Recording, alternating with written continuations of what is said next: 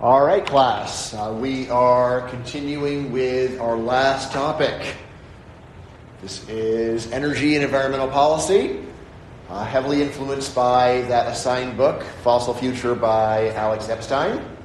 Right? Everyone's got the book, right? You ordered the book. You're supposed to have the book. Very well. So just to remind you, we've got today, we have Thursday. Tuesday is the last day of class, and then the final exam will be a week from Thursday. Everyone's clear about that? Good? Okay. All right. Unfortunately, the author lives in California, and so he is not going to wake up at 6 in the morning to talk to us. I thought he would, but he won't.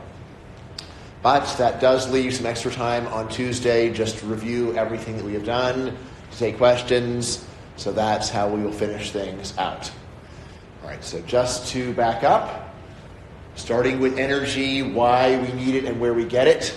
Reminder, human energy is very weak.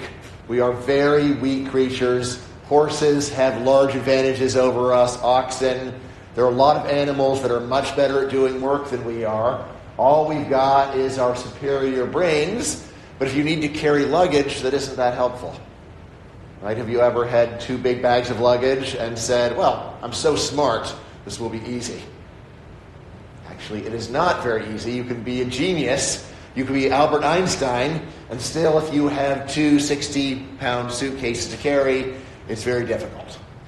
All right, so human labor power is pathetically weak, and it doesn't matter how many calories you get. You could give Albert Einstein the largest meal of his entire life and say, now carry 2 60-pound bags for 20 miles, and he would still not be good at it at all.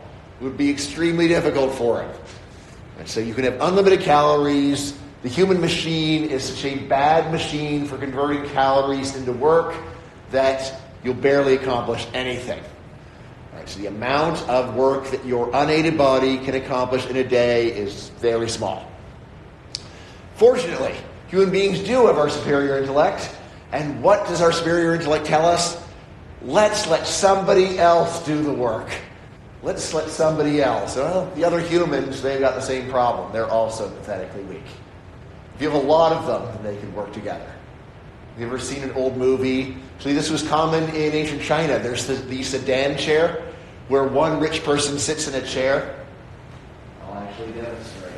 One rich person sits in a chair, and then 8 people. There are sticks. Have you seen this in old movies? Yes, there's sticks here, sticks there, and then 8 people carry me around. I might even get to have a tent over my head. So I can sit there, okay, this is great. I don't have to walk.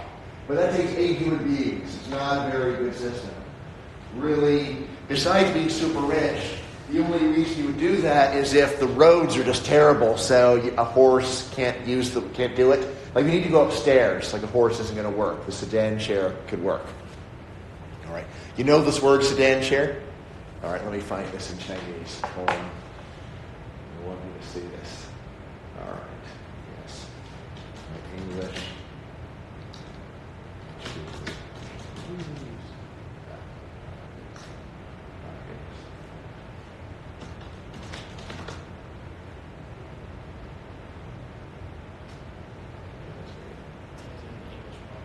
What's that? Got there. All right. That's actually a pretty simple character, right? So it's just 2 characters. All right. So does that make sense? You know what I'm talking about? All right. So that's what human beings would do in an earlier period. Then you do use some human beings to do this job, but you can see why it's not a very good system. You need 8 humans to carry 1 person around. 1 fat, lazy person. Maybe you need more people if they're really fat. Okay. Anyway, so human beings, not a very great alternative, so what else can we do? How about animals? Animals seem like a good one. All right, so yeah, we'll get horses, or in the Americas, we'll get llamas. Ancient Indians use llamas. Right, you've got donkeys, mules, right, oxen, something else that have been used. All right, other things that people used in the pre-modern period. Wood. Wood is an extremely good way of getting work done. Right? The amount of heat a human can make just by going and doing this. rubbing their hands together, almost nothing, right? You get something, better than nothing. All right, imagine you had a job, this was your job, this is doing this all day. So not a good job, right? But you figure out fire and wood, and then you've got something that can melt iron. You actually can do it that way. All right, so using wood, you can also use wood for things like cutting down trees. You want to cut down a tree, you start a fire at the base of the tree, you burn it enough, and then it just falls over. Anyone see the Tom Hanks movie Castaway? All right, yes. It's a great movie. You got to see this movie. All right, yes. He's alone on an island. First thing is he figures out how to make fire without matches. He's got no matches, no lighter. How do you do it? Well, there's rubbing two sticks together. That really doesn't work. He has to do a lot of work to find out how do you actually do this. So if you watch the movie, you see he keeps trying to improve, then finally he figures out, all right, here's how I do it. And then he uses that fire to make trees fall down, and eventually can turn it into a raft so he can escape the island. And then dung, which you get mostly from domestic animals. You can burn that stuff. You dry it, you burn it. It's not a great fuel source, but it can be used. There are places on Earth where they have almost no wood, like Iceland. Human beings are there. I think basically no trees will grow there. Right? Or if you look at the Indians that were living in Canada, if you get far enough north in North America, there's no wood. So then what do? Right? They actually would go and burn the fat from seals or walruses. So you get a very fatty animal, and then you get their fat and you burn that. All right? So you can do that too. All right. Anyway, this was human history for thousands of years. We're just using our terrible human labor, plus domestic animals, wood, dung. And then a few centuries ago, people started to find better stuff. The first really better thing that they found in large quantities was coal. Coal is a lot better than wood. It's a much denser energy source. The odor is a lot less bad too. Like, it's bad, but it's not as bad as trying to burn wood. All right, so they got coal. This is what is the main fuel for the early Industrial Revolution. England's got a lot of coal. They start mining coal, and they use it to go and power factories. You use it for steam engines, right? In principle, you could use wood for a steam engine too, but coal's a lot better than wood. The amount of wood you need to power that steam engine is a lot. Coal, much smaller volume of fuel. Right? So human beings use coal to go and power the Industrial Revolution. And that works for a long time. Let's see. Have I got the diagram in here? Yes, here it is. All right. So this is a diagram from the book. This shows where human beings have been getting their energy over the past 200 years. All right, so you start off in 1800, and basically in 1800, this is averaging over all of the human race. So by 1800, there were a few places like England where they're starting to use coal, but it's such a tiny country, you barely see it, right? It's just a tiny little sliver of black, which is coal. But up until that time, still, like 99% of energy is coming from traditional primitive energy sources. All right. Then actually, I'm not sure whether they're counting animals in that bio. I think that might just be wood and dung. Anyway, so if you pay attention here, you take out a magnifying glass, you start to see a little bit of black, a little bit, and then, right, by 1850, there's some noticeable tiny share of coal that is taking over from bio for humanity. All right, and take a look. All right, it grows and grows and grows and grows. By 1900, it's about half coal, half traditional stuff for humanity. Of course, in the most industrialized countries, this means that coal is almost everything, right? So in England, Germany, United States, by this time, coal is going to be the main thing. And then the rest of the world is still almost totally on traditional fuels. So China this time is still going to be very little coal. People will be getting heat and other, from wood, from dung. All right. So that is what we've got for a while. We've got coal. All right. And then, all right, after that, what do we got? Oil. which turns out to be really effective, extremely dense energy source, although as we're going to see, it takes a long time for this to happen. All right, and then we got natural gas, right, which you use for cooking, for example, but it's got a lot of other uses. And then the ultimate power, nuclear energy. Right, nuclear energy, just the tiniest bit of uranium contains an incredible amount of energy. So like in China, you've got a lot of nuclear plants, and even there, usually nuclear plants only have very low energy efficiency. We could actually get a system for capturing all the energy released. It's almost beyond imagination. We'll get to that, I think. All right. So then we use energy for four main purposes. All right, first, there's electricity. A lot of times people think of electricity as the only thing we need energy for. Right? So you see the plugs over there, right? See the plugs in the corner? That's electricity. Right? But it turns out that is actually only a modest minority of our energy needs, right? Because we've also got transportation. Can you plug a car into that and drive it around? You cannot. Right? You can plug it in and then charge it and then unplug it. That requires a battery. See anyone here have an electric car? All right. For now, they are still not very good.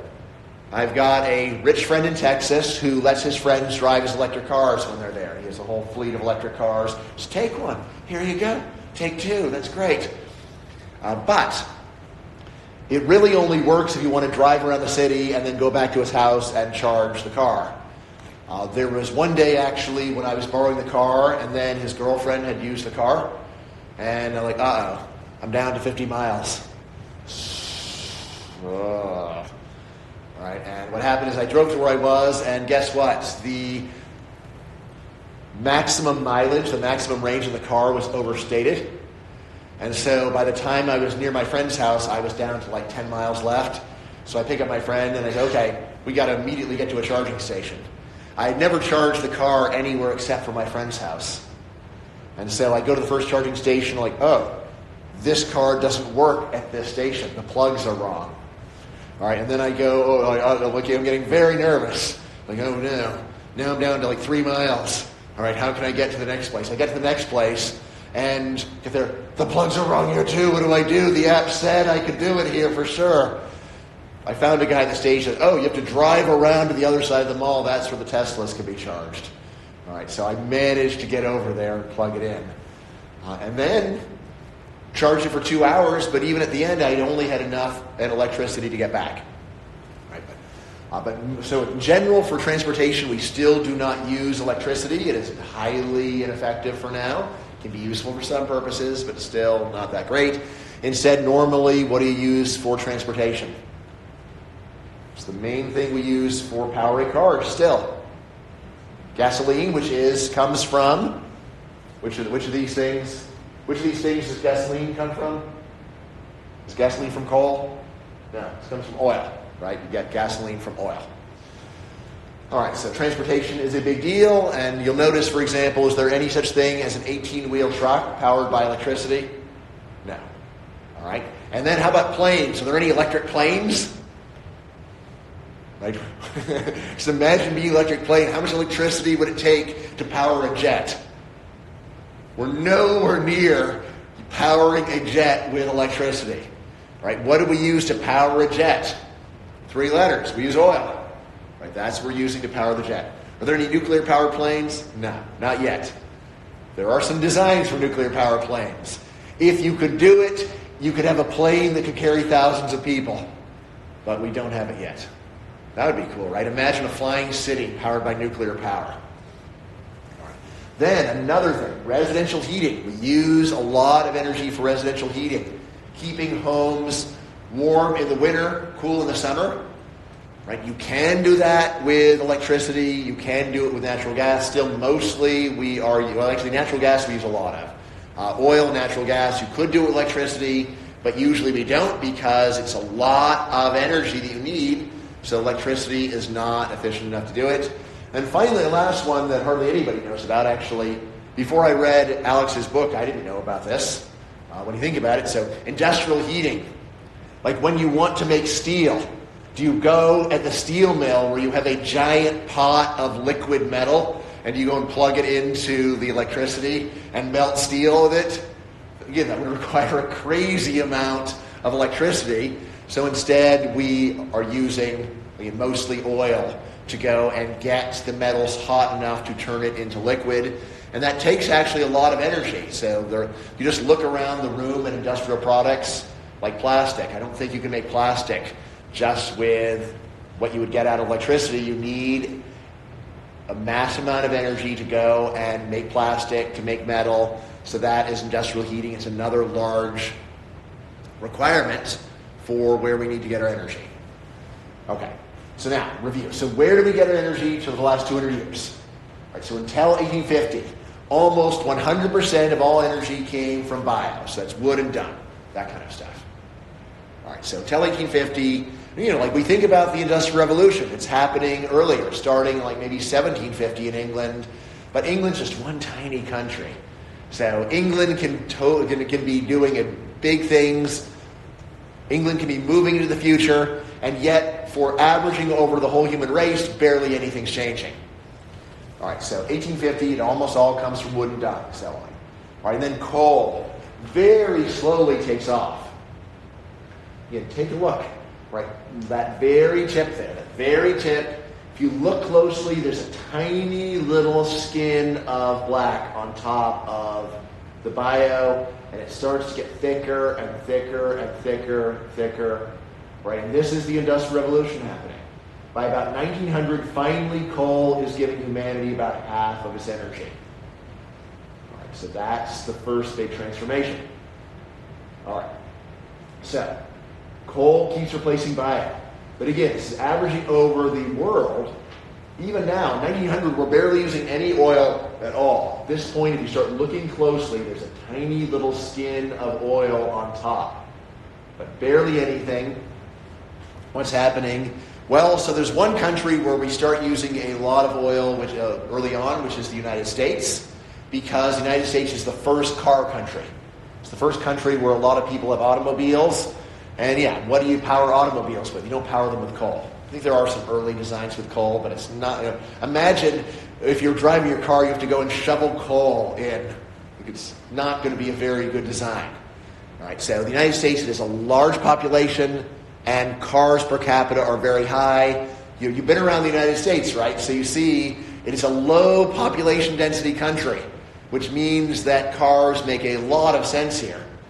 Right? You don't want to build a lot of railroads in a country where we have states like Wyoming, where there's hardly any people in this enormous area. Cars make a lot more sense. So anyway, there is this transition. The United States leads the way in using oil, but it's just one country in a giant world. So the amount that oil matters for the world is not so much, but then oil does start growing. You can see even by 1950, coal is still a much more important energy source than oil, right? But it does start to become important. All right. Okay, so it takes till about 1960 for oil to match coal. All right, has anyone here even really seen a big pile of coal anywhere? Right, so I think you're still doing a lot of coal power energy in China. Does anyone ever have a home where you actually have like a stove and you put coal into it? Right? We had. Have you seen that? Yes. There's a student here from a farm in Canada, and he actually said that for his whole childhood they heated his home in Canada, where it is freezing, with a wood-powered stove. So there's still some people living this way, even into the 21st century. Right? And in a rich country, this is Canada. All right. Okay, so anyway, by 1960, oil matches coal, and then natural gas. This becomes important by 1970 or so. So if you take a look at this point, globally, there is now about a three-way tie between coal, oil, and natural gas. So again, that's natural gas, that's not gasoline, which would be classified as oil. So you see how it's about equal amounts from those three different energy sources in the modern world. Okay. And then you take a look at nuclear. Nuclear. So around 1970 or so, take a look and you can say, oh, wow, right, nuclear looks like it's going to become important, right? This is nuclear. You see the little arrow, that's nuclear. So it starts off really small, and it's like, okay, nuclear is going to take off. But then it doesn't. Right? Nuclear does not take off. It's noticeable, but it's not that much. All right, plateau. So nuclear is less important on Earth right now than wood and duck. Looked like it was going to come around and become the next big replacement for all this other stuff, but it did not happen. All right, and then everything else is a rounding error. You know what a rounding error is, right? Let's go. Let's do it. Let's see.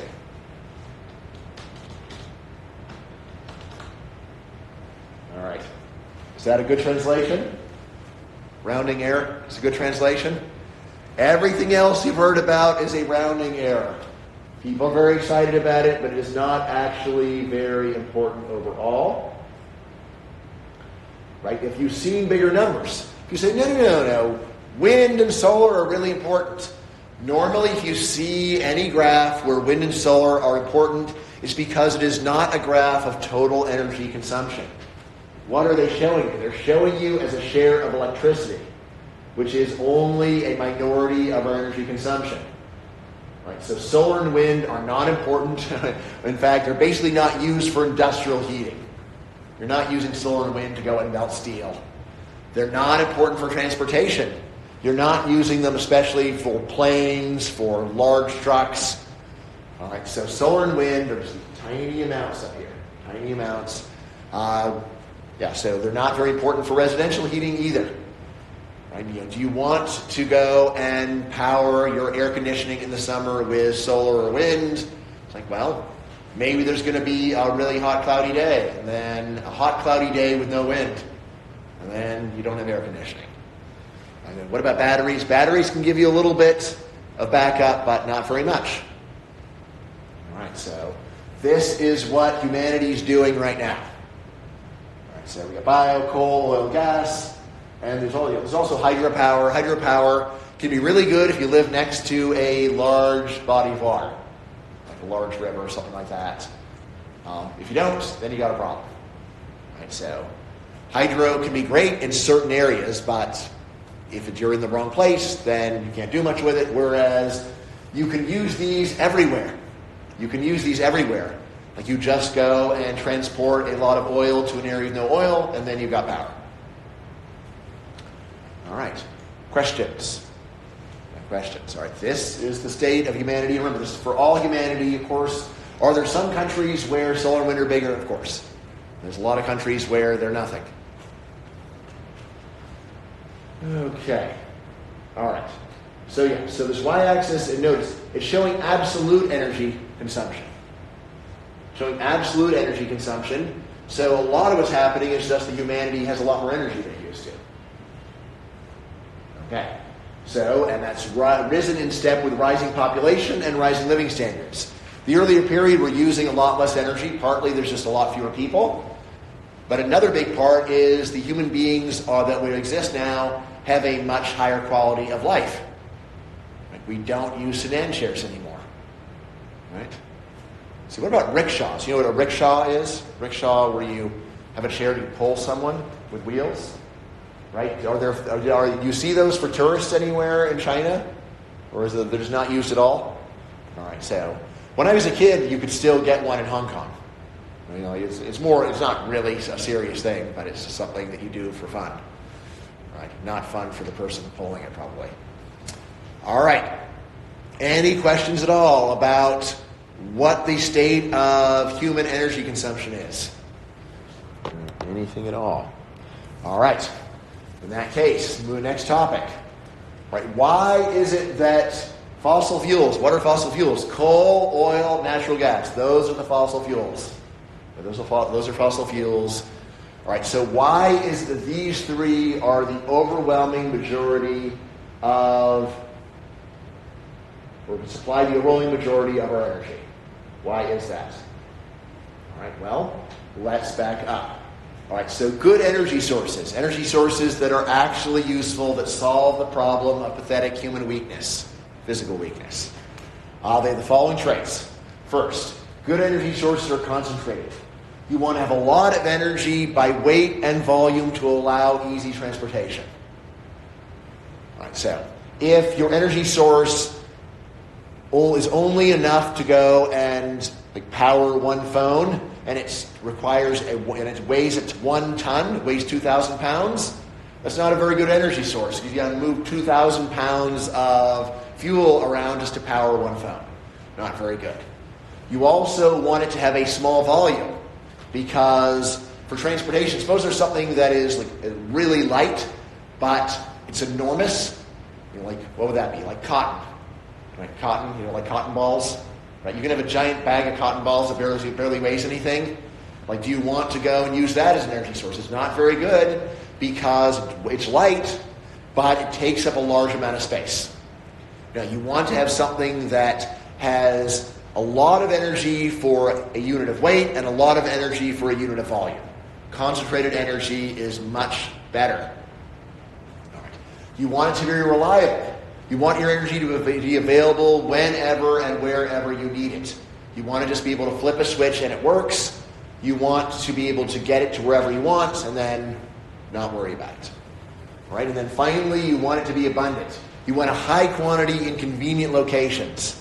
If there was a fantastic fuel in the center of Antarctica, that would be a bad fuel for humanity because it's super hard to get to Antarctica and it's hard to extract a lot of weight from Antarctica. If it was good enough, we would do it. If it was good enough, we would go and just send teams of workers down to the South Pole, probably do it in the summer when it's less freezing. I have a friend who is just at the very South Pole, right? So he's joining what's called the Bipolar Club. He's going to go to the South Pole and the North Pole this year. All right, and then he's been to both poles. But anyway, if there was a great energy source down there, we would go there, and then maybe we would probably build landing strips, and we'd have planes to pick it up, but it would have to be some awesome energy at the South Pole for us to extract it. Otherwise, we say, well, it's just not convenient. You want it to be near where you want it to be. The Industrial Revolution starts in England. Guess what? They build the factories near the coal mines. You build the factory near the coal mine. The first railroads are actually just for coal extraction. You build a small railroad that goes into the coal mine and brings it out.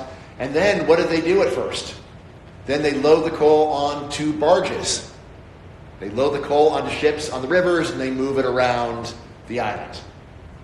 Right? But the first railroad where they really want to get high power, you go and you build railroad. I think the earliest railroads actually, you just had like a donkey or a horse pulling the rail car. All right, so that's the last one. You want it to be abundant. All right, so good energy. It's concentrated. It's reliable. It's abundant. And guess what? Fossil fuels have all three of these desirable energy traits. All right, so concentration. All right. Yes, you know about calories. You know about if you go and eat a lot of food, you get fat, right? But that fat serves a useful purpose. If there's ever a famine, who lives? The fat people live. Because they live off of their body fat. See, I once saw a great documentary on, I think it was Netflix. So there's a guy who's about 100 pounds overweight. So he talks to the doctors and just says, I'm not going to eat for a long time. All right, and this guy, 2 months later, he at least supposedly, he had not eaten anything for 2 months, and he had lost 60 pounds. He was still fat, actually, after 2 months. But, look at me. Do you think I would be alive if I didn't eat for 2 months? I'd just be dead. I'm not fat enough. All right, but what happens? You eat a lot of calories. If you eat more calories than you need, it turns to body fat. That fat is stored energy, which can keep you alive. All right. Typical diet for a human being is like 2,000 calories a day. Okay, take a look at gasoline. Gasoline has over 30,000 calories per gallon. If a human being could actually live on gasoline, which you can't, don't try it. Do not try to live on gasoline. you'd only need 2 gallons of gasoline per month to live.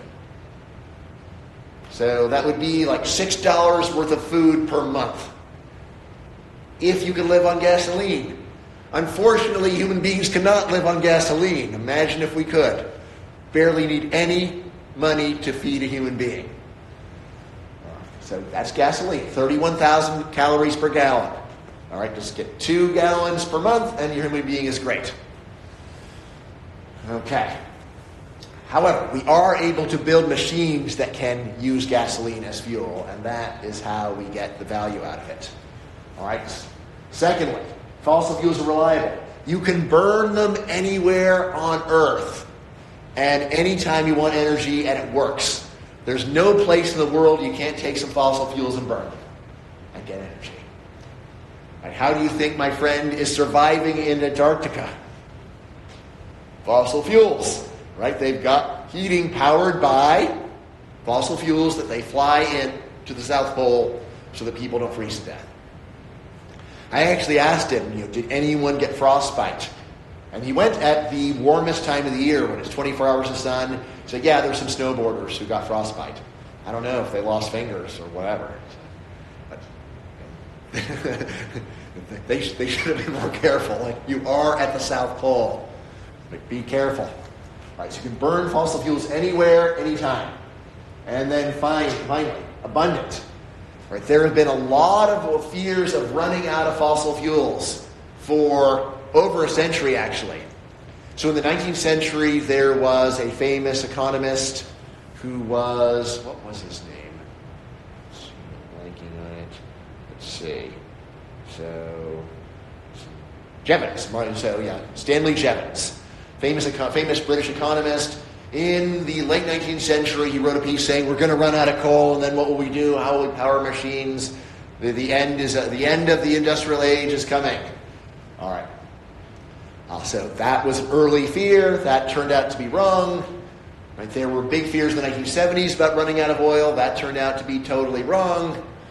Right, right now, hardly anyone seems to be worrying about it, although there is a cult of people who say, peak oil. We are about to run out of oil. Trust me, the end is close. All right, but anyway, while we do have these fears of running out, known sources are very large. Like coal, we've got centuries of known reserves. This is where we say, look, we know it's right there. We can power what we need for centuries. But here's the other more important thing. Finding new sources turns out to be pretty easy. If the price of the energy is high enough, people look around, and when they look, they find. Right, so 20 years ago, the U.S. was still importing a lot of oil. Now the United States is a net exporter. How? Fracking. You've heard about fracking? All right, now I'm really curious. Is there a Chinese character for fracking? Let's find out. All right. Fracking. Is that a good translation? All right. Yes. Hydraulic fracturing. They said, well, we've got these fossil fuels deep in the earth. It's too hard to drill. And I don't know. What if we go and pump them full of high-pressure water? Maybe that'll work. All right. They figured it out. So now they're especially in the Dakotas, previously almost uninhabited part of the United States. Enormous population has moved there to go and extract this valuable oil and especially natural gas using these new techniques.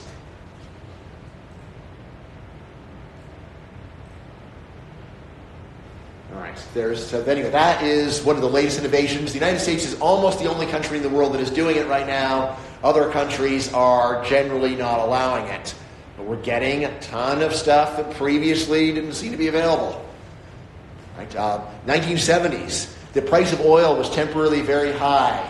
OPEC, you know about OPEC, Organization of Petroleum Exporting Countries. They got this idea, hey, let's raise the price of oil. Right, but what happened when they did? A lot of other countries said, hey, let's find some extra oil. Is there any more oil? And yeah, they found lots of oil. Venezuela, oh wow. Turns out that we have the largest oil reserves on earth in Venezuela. And then until they elected Chavez, everything was fine. Right? But then, oh no, we've messed things up in Venezuela. Anyway, if the price is high, people look around. If they look, they find. All right, so finding new sources is actually pretty easy. Not for me. Like if you told me, hey, Brian, go find some oil. I couldn't do it. But people who have the job of finding oil are good at finding it. And they keep finding it. All right. Now, an added bonus, why fossil fuels work so well. All right, we've been thinking about how to turn fossil fuels into human convenience for 200 years. So we've gotten really good at turning fossil fuels into work. Right? There's a whole body of technology that revolves around fossil fuels. This is where engineers start. This is where they put their brain power. They figured out how to do it to a high extent. Okay. All right. Questions? Questions about what's so great about fossil fuels? Why it is that people rely upon them so much? Everyone's happy. Everyone feels like they understand. All right. Now, by those first three measures I told you, so concentration, reliability, abundance, nuclear power is better than fossil fuels. Nuclear power is actually almost unimaginably good. It is a science fiction technology. All right. So uranium has 18 billion calories per gram.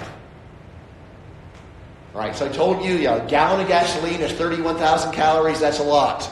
All right. 18 billion calories per gram. That means that, let's see, what would we, if human beings could actually eat uranium and get our food from uranium? Let's see, so what would it take to go and power all of humanity? All right, so if we got about 8 billion people, so to go and get food for a day, all right, that's going to take what?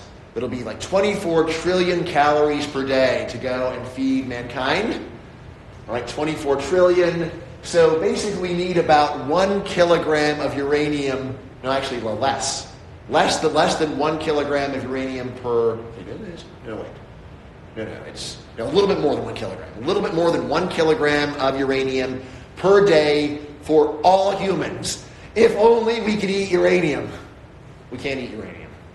So don't try it. Right? But what is that? It's like about the weight of this thing. This, if it were uranium, and if human beings could eat uranium, could feed everyone in the world for a day. That's incredible energy concentration. Right. But the main problem with nuclear power is, for now, we do have a lot less experience figuring out how to harness nuclear. And so we are not able to get high energy efficiency out of nuclear, so I think we're able, if we are lucky, we can get 0.1% energy efficiency out of nuclear. So we're getting like 1/1000th of the theoretical maximum. So it's like, oh no, we can only get 18 million calories per gram. That's still an incredible amount. But we don't have that kind of experience. There's no nuclear-powered planes. There are nuclear-powered submarines. So we figured that out, and actually that was figured out in the 1950s.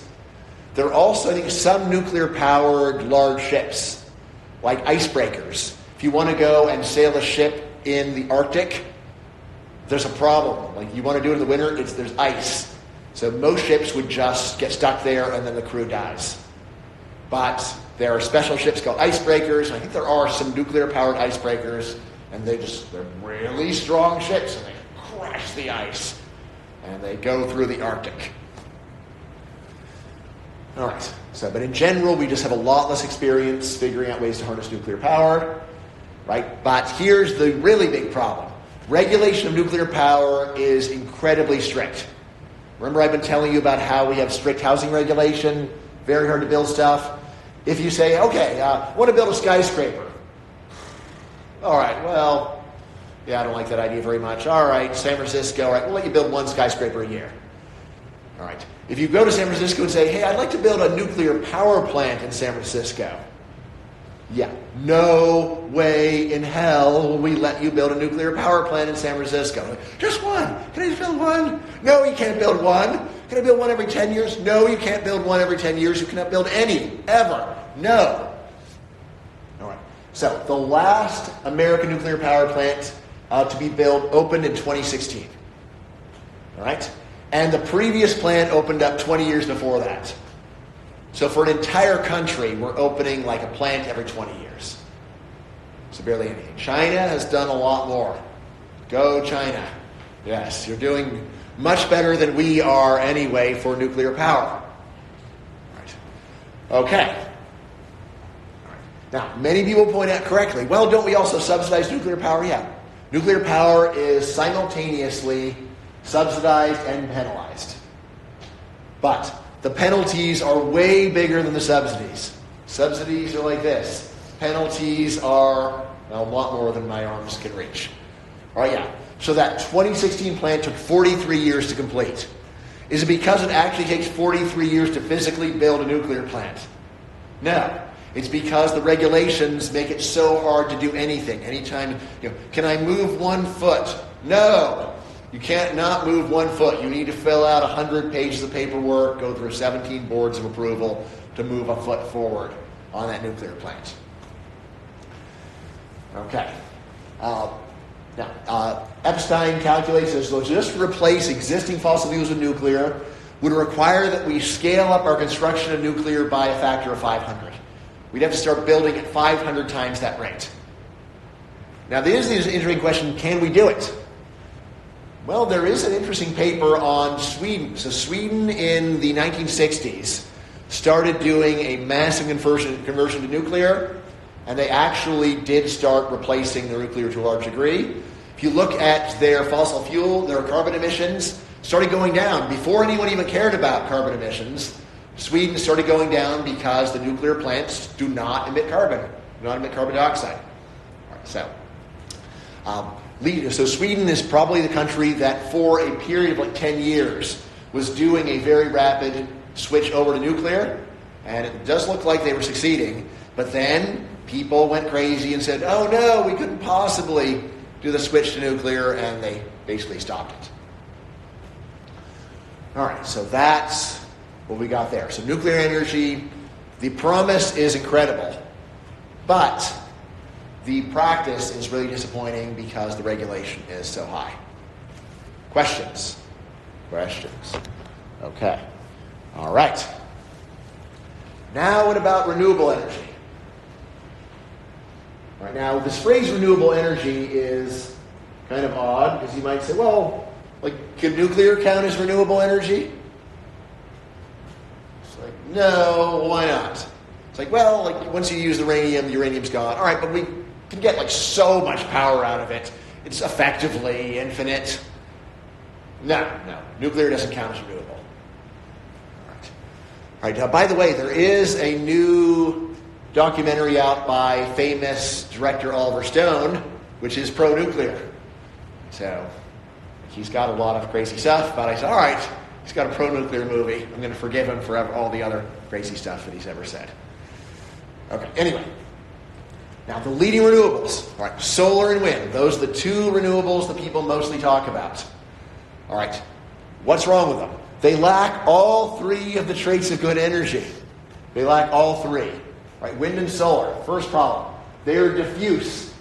You have to collect low levels of wind and solar over a large area for it to work. Like if you want to get a lot of solar power, you need to set up a giant field of solar panels. Like a giant farm, a solar farm. Kilometers worth of solar panels. Right, to get a decent amount of energy. Wind, you need a whole ton of windmills. You need a whole ton of windmills to get a quite modest amount of power. You can't just put one windmill at your house and then you're set. You need to have a lot of windmills. All right, so that's one big problem. Wind and solar are diffuse. All right, they're unreliable. You can get batteries, but batteries are still not very good. Right, as I learned when I was driving my friend's Tesla. Right, he said it doesn't help that the software is overly optimistic. It told me I think it told me it had 100 miles. I actually had maybe 40. Right, but anyway, after you drain your batteries, solar and wind do not work unless the sun's shining or the wind's blowing. All right, so just think about all the days where we got no sun or wind, or you barely have any wind. Right, have you ever looked at windmills? Notice how a lot of times the windmills are just sitting there not doing anything because there's not enough wind. right? Where there's like doing 1 rotation per minute. Like, what is that going to power? Right? Or just an overcast day. Your solar power panels are basically giving you nothing on an overcast day. Solar panels don't give you anything at night, right? Maybe they get a very tiny amount from the moonlight.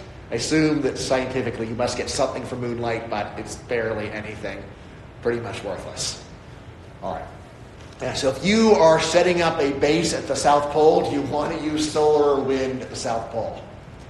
Well, remember, the South Pole has permanent night for 2 months a year. So the solar is going to be completely useless then. And yeah, sometimes there's no wind, and you're out of luck. All right, and finally, solar and wind, they are not naturally abundant. These energy sources have been heavily subsidized for decades.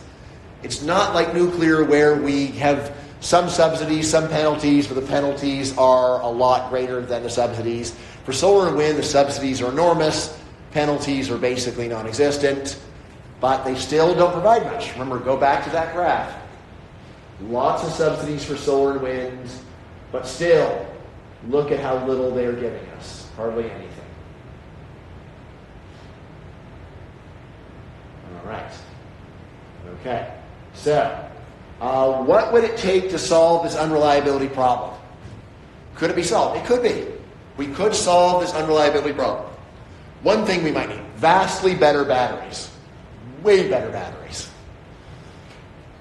Right. In Fossil Future, Alex Epstein goes over Elon Musk. Remember, Elon Musk, Tesla, the main thing that they build is actually the batteries for those electric cars. That's the best product that they've got. Right? And Musk is saying, well, we can just power the whole world with some batteries. Well, some solar panels, some batteries, and then Epstein does the math and says, yeah, we would need the GDP of the world invested in batteries to go and have enough battery power for just a few days. All right, so that doesn't seem like a good thing. We need vastly better batteries. Battery technology is improving somewhat. My friend who is into these Teslas, he says the next generation will have a range of 1,000 miles. If he's right, then I want a Tesla. 1,000 miles, that's fine. Because I basically almost never drive 1,000 miles before going home. So then I could go wherever I wanted. I wouldn't have to worry about it. And I'd never have to go to a gas station. I don't really like going to gas stations.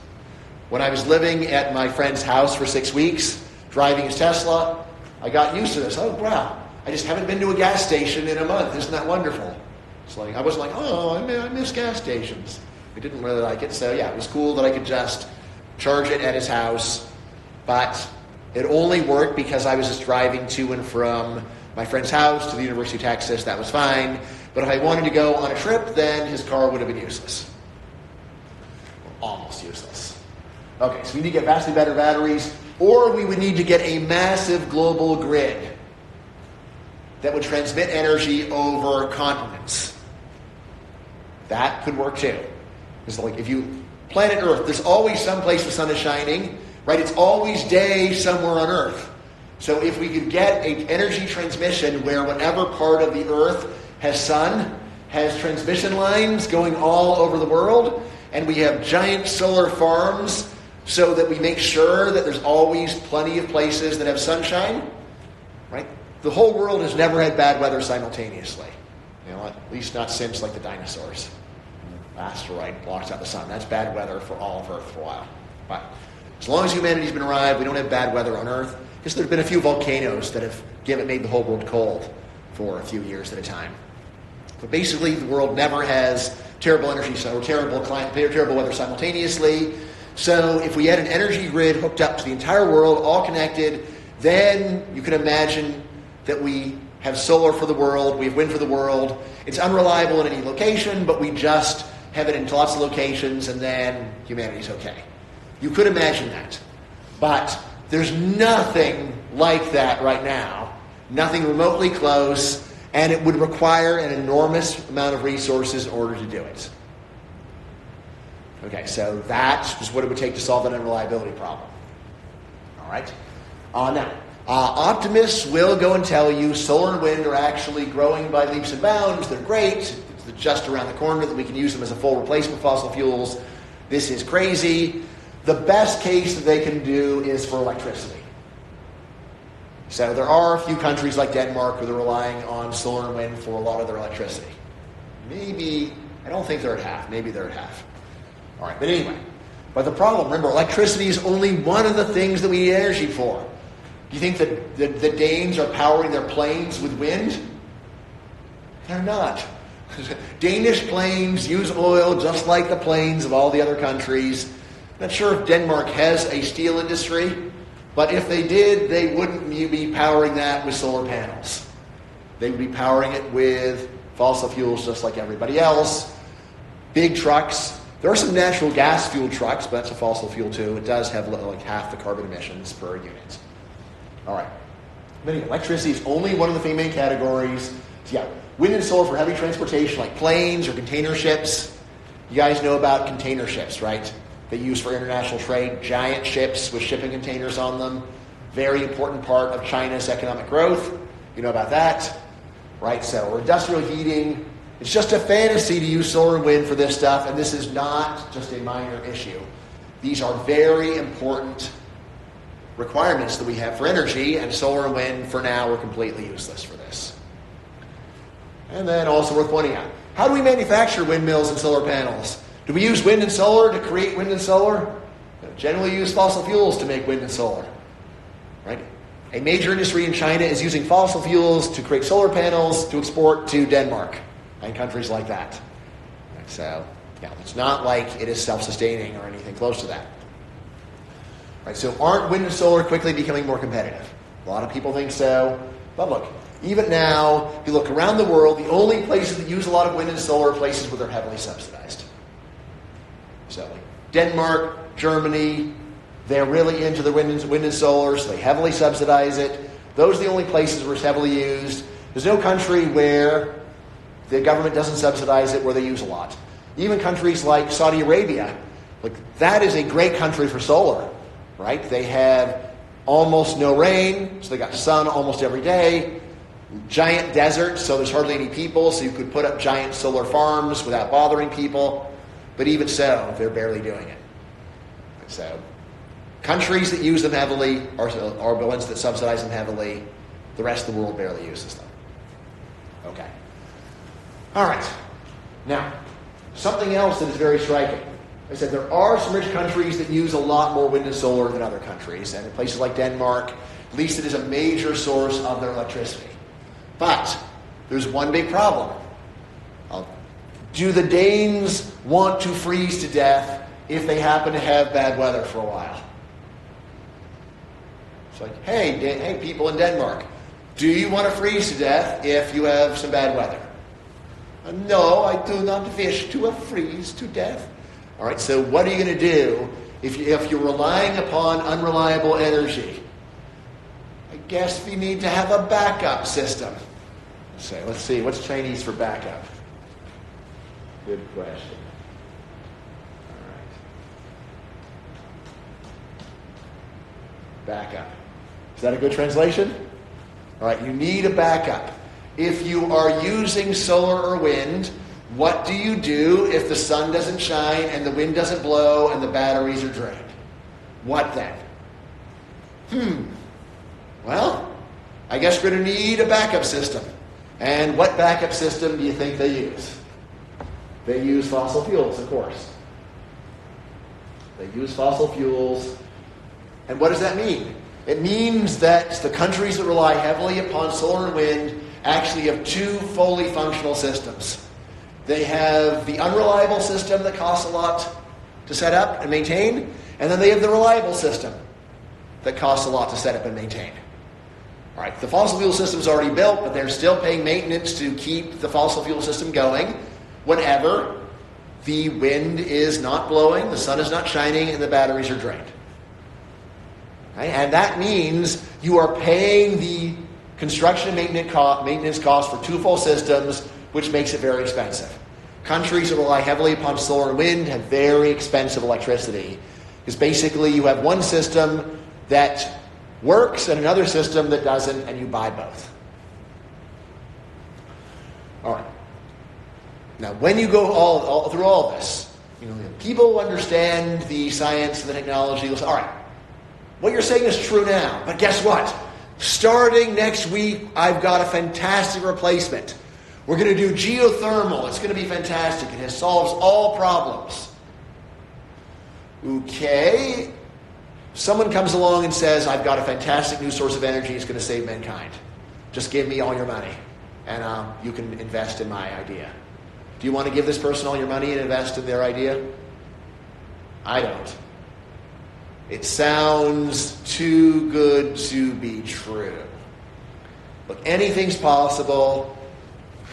An amazing new discovery could happen, but take a look. The best predictor of the future is the past. This is history. That's what the history of energy looks like. Has there ever been a time that there's been some amazing new energy and then it took over in 5 years? Never happened. It's never happened. You know, and look, humans are like, the human race is getting more energy from wood and dung today than it did in 1800. Why? These are the poorest countries in the world. These are the poorest countries in the world, countries where they cannot afford coal or oil or natural gas. Okay, so this is what humanity can count on. This is what was proven to work. And if someone says, starting tomorrow, my new energy is going to wipe out everything else. All right. I don't have a mathematical proof that you are wrong, but I've got common sense. Common sense says you are crazy. And that is the reasonable thing to think. That the person who predicts sudden dramatic change is crazy. And now many people tell me, Bryan, you're so narrow-minded, you're just totally unwilling to accept possibilities that are outside of your experience. Yeah, you're right. I'm really unwilling to accept possibilities outside of my experience. Because my experience is reliable. So, it's not perfect, but it's reliable. Now, like my friend Robin Hanson down the hall, he says 70% chance that we actually have aliens on Earth right now based upon Air Force footage. And I'm like, no way. That's ridiculous. They're like, 1 in a million. 1 in a million that have you seen little movies from the Air Force? Like there's like a dot moving, like that's an alien. All right. And so like, no. It's like a weather balloon.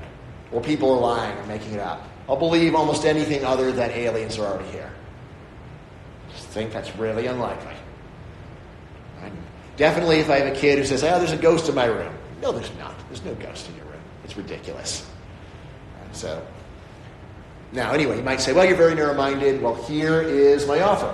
Yeah, who wants to bet?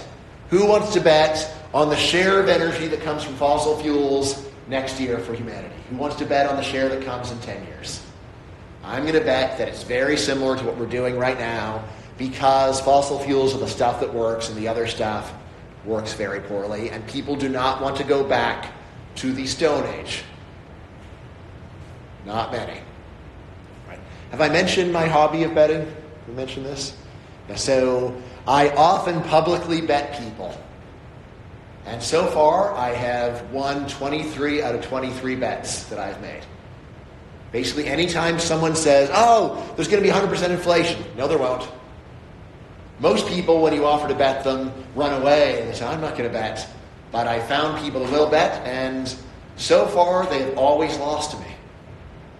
A couple times I came close to losing, I will admit, but I've always won so far, 23 out of 23. Right, and how do I do it? I do it mostly by saying, no way, no. Future is going to be like the past. Okay, I do have a bet that I'm likely to lose where people kept telling me GBT is fantastic, and I looked at it, no it's not. It's fantastic, no it's not. And then finally, suddenly it got really good. Like I gave our midterm to GBT and it would have beat all of you. GBT beat every student in the class on the last midterm. All right, yeah, I was surprised. But you know why I was surprised? Because almost always I'm right when I just say, no way, that's ridiculous. All right, so yeah, almost no one wants to bet on this, right? Because we don't have any fantastic replacement for fossil fuels. Right now, one last one. How about hydropower? Hydropower, like, take a look. It looks pretty good, actually. So over here we got hydropower. We're actually getting a noticeable share of energy for humanity from hydropower. So there's some massive dams in China, right? Does anyone live near a hydroelectric dam in China? Right now, but there's some parts of the country where they have enormous hydroelectric dams. Right? So, and again, this is all energy. So you look at that, it's like, that's pretty good. It's pretty good. It's like what? Like a few percent of all power for humanity. So probably most of that's going to electricity. So fairly modest number of dams giving us a ton. So that's one where it's different from any of the others we're talking about. Now here's the thing. So like hydro, is hydro renewable? It seems like it ought to be classified as renewable power, right? It's like what, rain's going to stop? There's going to be rain. So hydropower seems like it's renewable as solar and wind anyway. So like why does hydro not count as renewable? Well, it doesn't count because environmentalists don't like hydro for other reasons. All right. Yeah. Most environmentalists. There are some more reasonable ones that do. Okay. So yeah, hydro is great in areas with abundant water resources, also very heavily regulated. It's very hard just to build a new hydroelectric dam. And why? People complain. Say, you are destroying the beauty of nature by building this dam, leave nature untouched. All right, so you can't build a dam, you can't go and get hydroelectric power here. Right? It is a great technology.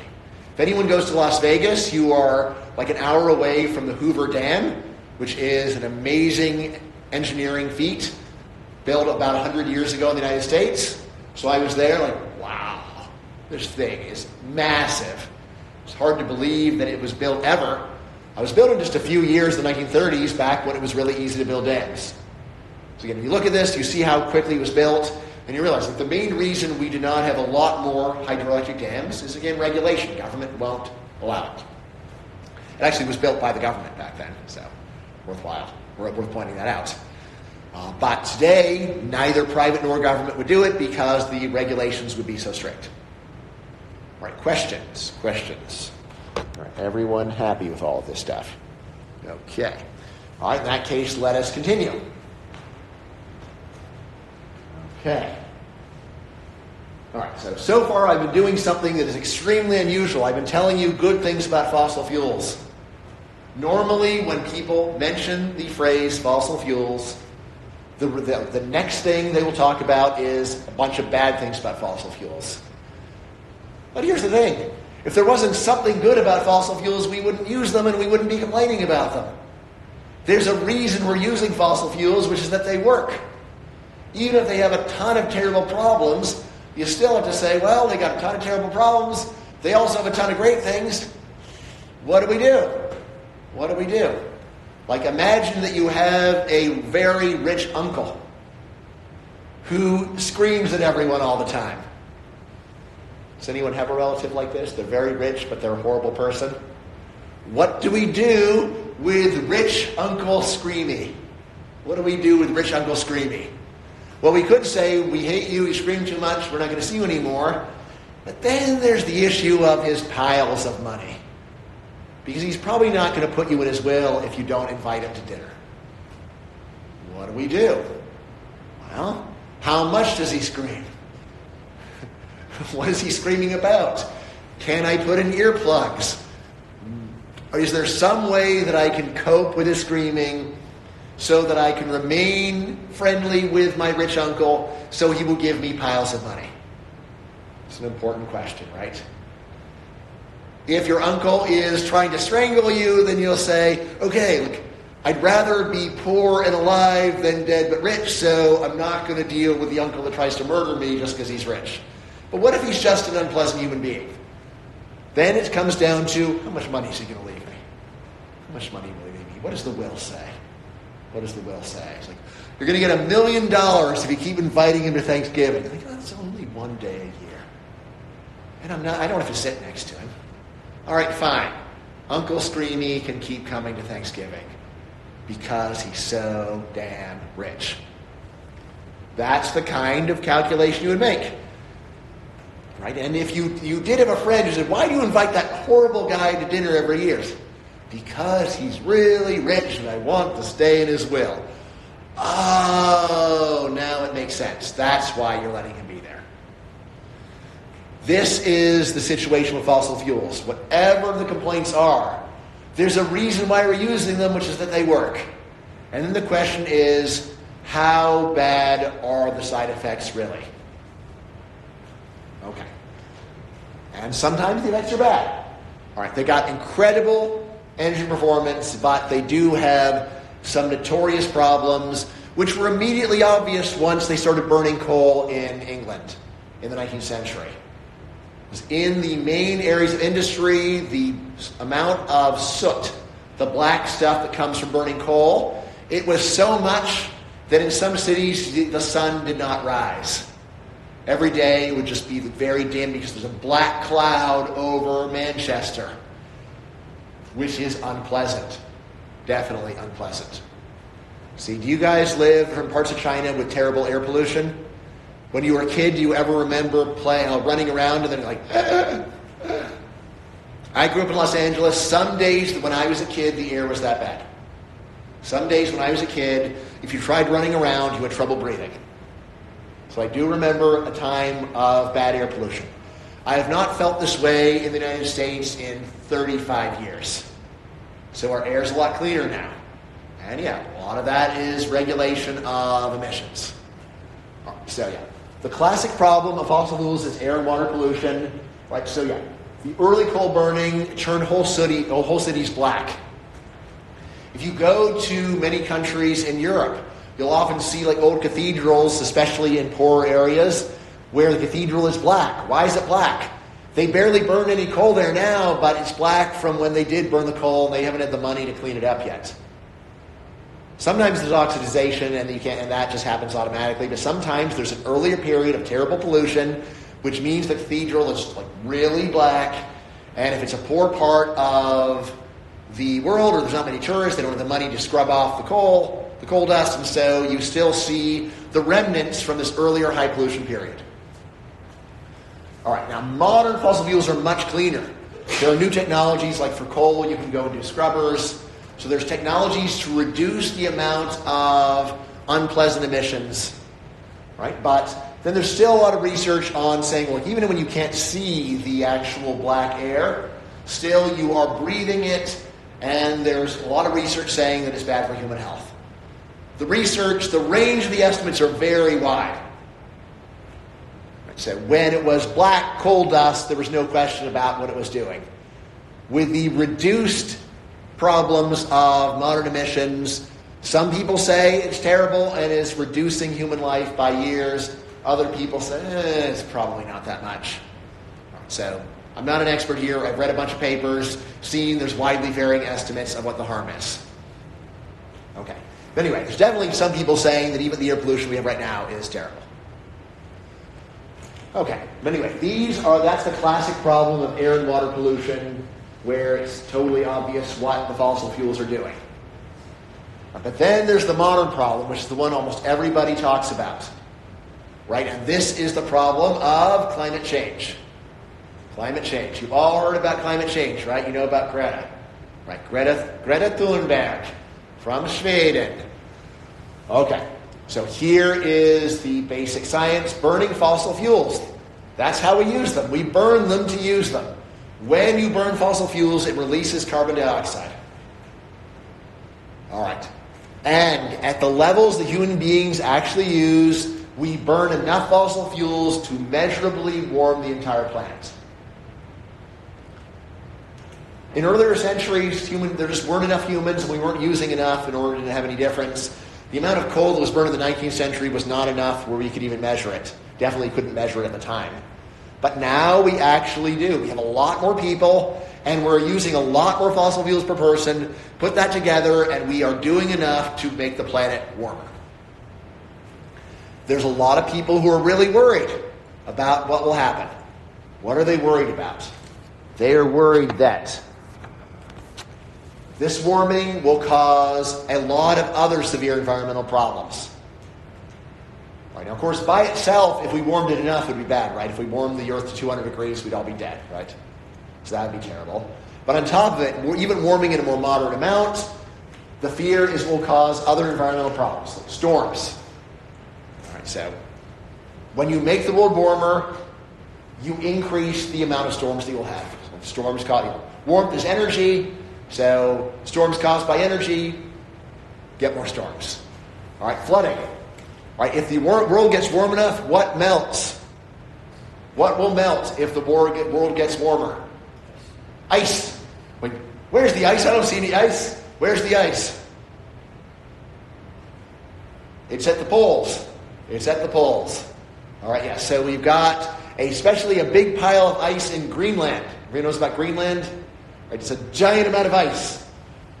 The ice that is sitting on water, it's not a problem because the icebergs on water, they're already displacing water. But if you melt the ice that is on land, this will raise the level of the oceans on Earth. If you melt enough, then sea levels rise. And if sea levels rise, what happens to coastal cities? Depends on how much they rise, right? If sea levels rose 100 feet, what would happen to coastal cities?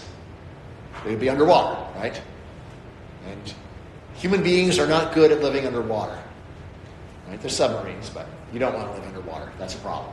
All right, so cause flooding, could cause ocean acidification. This is another effect of carbon dioxide, is changing the acidity of oceans, which then is going to be bad for some kinds of sea life.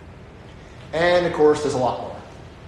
Right, so almost every day, someone's saying, I've found a new bad thing that climate change could do. So that's one big set of problems. Right? And then there are also some extreme environmentalists, right, who just object to human beings tampering with nature.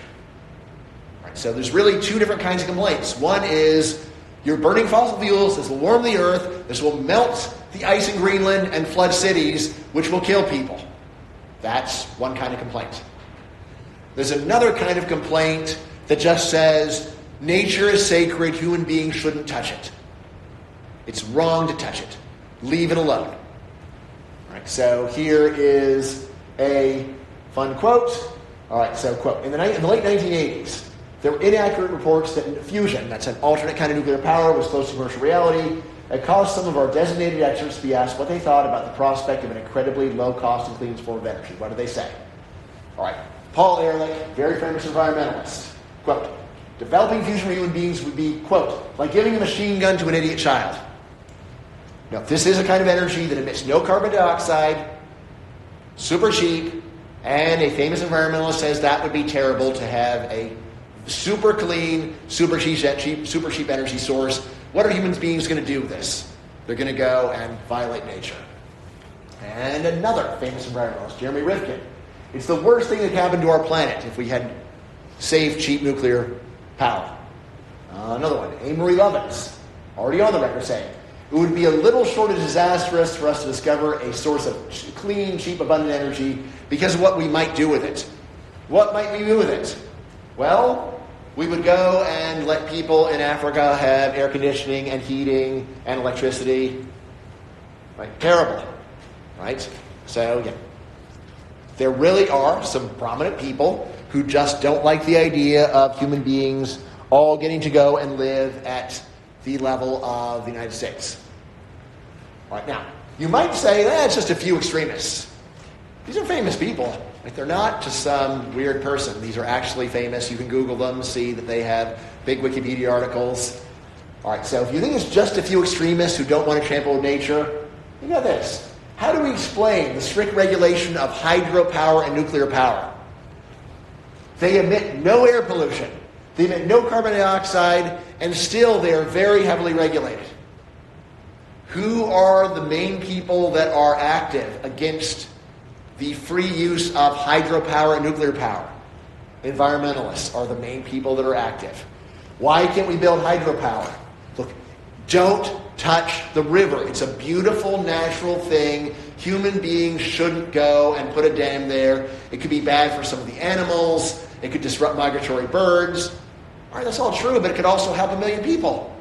So Why don't we go and help 1 million people and say, I don't care about the birds. Tough luck, birds. Nuclear power. And why on earth would an environmentalist be against nuclear power? Totally clean. All right. A lot of it, people are worried about safety, as we're going to see. Look, nuclear power is incredibly safe. Every year, way more people die from coal just from the mining of coal. It's like coal miners, they get a bunch of breathing problems, black lung. Way more people die from coal than have ever died from nuclear power, but still very heavily regulated. And it seems like, look, don't tamper with nature. Leave nature alone. Nature is sacred. Stop being an arrogant, selfish, greedy human trying to go and get power. Just live in a natural way like people did for most of human history. Right? Which is true. So take a look. This is how people used to live. That's where they were living, just getting all their energy from wood and dung and domestic animals, so we could go back to that. All right, so we're going to stop here for today, pick this up on Thursday.